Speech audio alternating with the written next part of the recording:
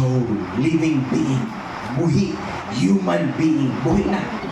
Tungkol sa spirit. So, ang straight na gikan sa Ginoo, ang iyang ginanawa, ang imong spirito, ikaw gikan sa Ginoo.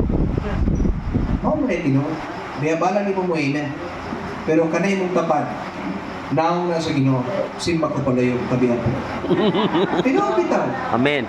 Kaya pakalitan mo, mura bang angel? Pero bantay lang mo kay angel, doon ka po. Ang isa na ilingin, ang isa na iko.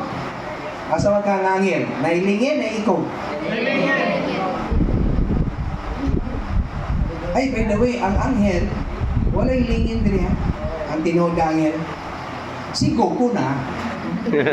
Surprise Si tayo. Piccolo, katong mga batay sila, nailingin. Kuwan naman na siya ka ng pambata ba? Di naman mo bata, matiguang naman mo. Oh, Jud. Ang tinood wala. O even ikog, wala may ikog yun.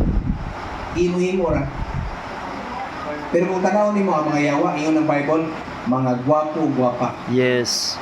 Tingnan naman, they pretend as an angel of light. Di dyan ka makasulti ng yawa. Oh, Jud. Ayaw tanawin mo tapat kay anak ng Ginoo, di na yawa. Wala may ikog. Oh, wala ikog. Praise God. So, usay makainong kita nga, Lord. Nga na mo mamigi, o nga na mo mamigi buhat, Lord, no? Yang uban, dagay question, dito, Lord, nga na mo mamigi buhat. Labi dito magbuhat mga Ginoo, mana. Pasalamat kayo, ibuhi ka. Amen ba mga buhi? Amen! Lord, wala nag-amen. Di pa ba siya nag-buhi? Amen ba mga buhi? Amen! Tinuod bitaw. Wala mo kapangutan ng ano, gihimo na si Ginoo? Isa yung makatubag. Nga ano gihimo mga si Ginoo dong? Oh, pwede mo dahil mo tapad na lang, sige. Kaya sa isa mo kuya. Tuloy, sige. Huwag sa man. Kay? Ha? Kay palangga ko si Ginoo, bro. Ibigyan mo ng jacket! Bigyan ng jacket. Wala may Like our jacket. Bitaw, pinangga ko si Ginoo. Kita naman magpabadlo usahay. Oh, wala nag-game mo. Pero sa tinan, bitaw, pinangga kita sa Ginoo. Amen! Isa ko sa'yo magpabadlong ta, pinangga kaya ko na niya. Pero ayaw mo si pabadlong.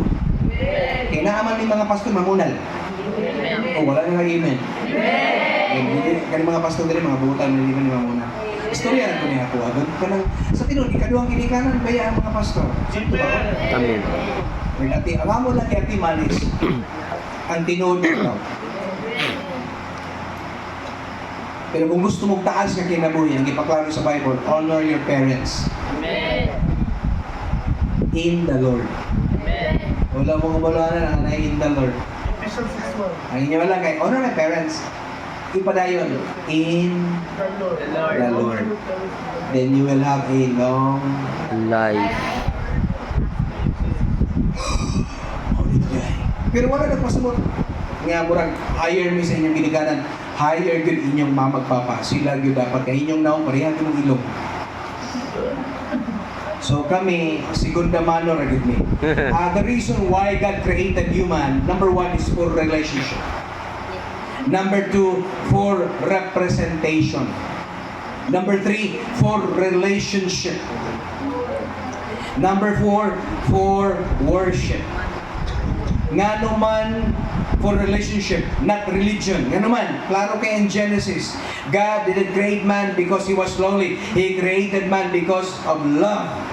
And love wanted company. Gusto ang love nga naay kauban. Hindi siya ka, let's make man in our image and in our likeness. Boom! Dito makita ang gugma. God is love. That's why nahimo ang tantan. For representation, para ma-reflect ang iyang nature. Makita nga naay Ginoo. Amen. Mo nag-harvest. Kay makita, kato kanina, burn, hantod makita, ma-reflect si Holy Spirit, ang mga tao, may mga, nanag something ni mo do, may something ni mo die. Ay, mo classmate, friend, ano sa mga friend, lahi ka friend, ganahan ko magikuban ni mo, nakasuway mo na yung istorya. Amen. Because the Holy Spirit, nagsiga-siga, spiritually sa imo. Ma-attract yun sila sa imo. Mo na nga, dili kay kagwapo, pero lagi may imong nimo. Bitaw. Bisa mo yung nag-amen, okay ra po, mas maayo. Amen. Kaya nga naman, na may mga tao nga di siya gwapa pero anak mo misas Ginoo, matingala ko mo, may something saya. Vice versa sa mga laki nga, di po gwapo, makayong kag Ginoo po. Pero kadugayan, makita mo, wala, may something saya because of the glory of God. Amen. Amen.